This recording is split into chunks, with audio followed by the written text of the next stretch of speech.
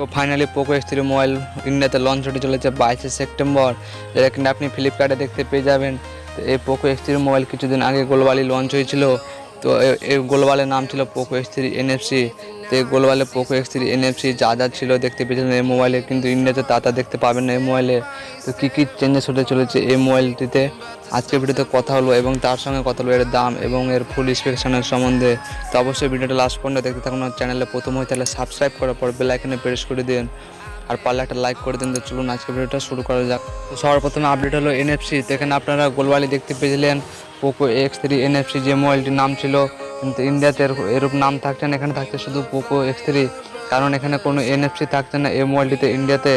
এবার দ্বিতীয় আপডেট হলো এখানে ব্যাটারিতে। এখানে আপনারা গ্লোবালি দেখতে পেয়েছিলেন 5116 mAh এর ব্যাটারি, কিন্তু ইন্ডিয়াতে থাকছে এর থেকে বড় ব্যাটারি, আশা করা যাচ্ছে 6000 mAh এর ব্যাটারি দেখতে পাবেন ইন্ডিয়াতে। এর কথা হল র্যাম। আপনারা গ্লোবালি দেখতে পেয়েছিলেন শুধু 6GB র্যাম, কিন্তু ইন্ডিয়াতে দেখতে পাবেন 6GB র্যাম এবং 8GB র্যাম। কথা বলবো এই মোবাইলে পুরো স্পেসিফিকেশনের সম্বন্ধে।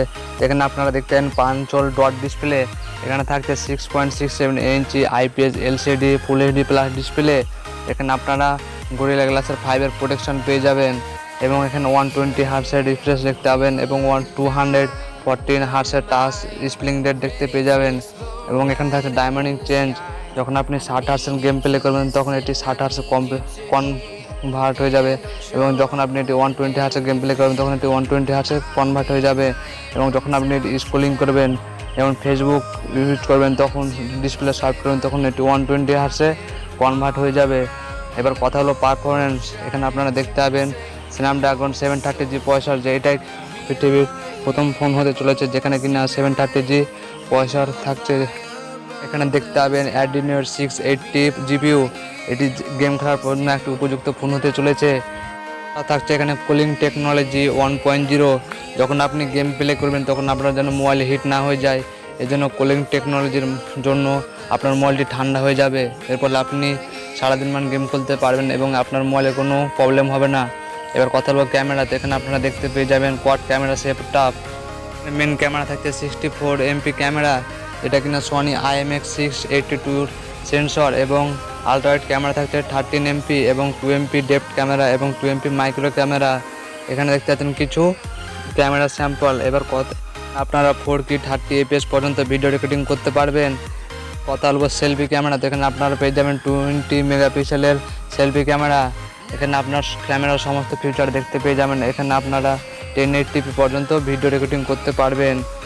এছাড়াও এই ফোনে থাকছে ফেস আনলক ফিচার এবং সাইড মাউন্টেন ফিচার। এবার কথা বলবো সফটওয়্যার। এখানে আপনারা দেখতে পাবেন Android 10 এর সাপোর্ট, এবং এই মোবাইলটি MIUI মোবাইলে রান করবে। এবার কথা বলবো ইন্ডিয়া পিস। এখানে আপনারা দুটো ভ্যারিয়েন্ট দেখতে পাবেন, 6GB র্যাম এবং 64GB স্টোরেজ, এবং আরেকটি দেখতে পাবেন 8GB র্যাম এবং 128GB স্টোরেজ। এখানে 6GB র্যাম এবং 64GB স্টোরেজ দাম হতে চলেছে 18,000 রুপিস, এবং আরেকটি রয়েছে 8GB র্যাম এবং 120GBর দাম হতে চলেছে 20,000 রুপিস। তো এই ভিডিওটা আপনাদেরকে কেমন লাগলো অবশ্যই কমেন্ট বক্সে কমেন্ট করবেন, এবং ভিডিওটি ভালো লাগলে সাবস্ক্রাইব করার পর বেল আইকনে প্রেস করে দেবেন এরকম নতুন নতুন মোবাইলের খবর জানার জন্য।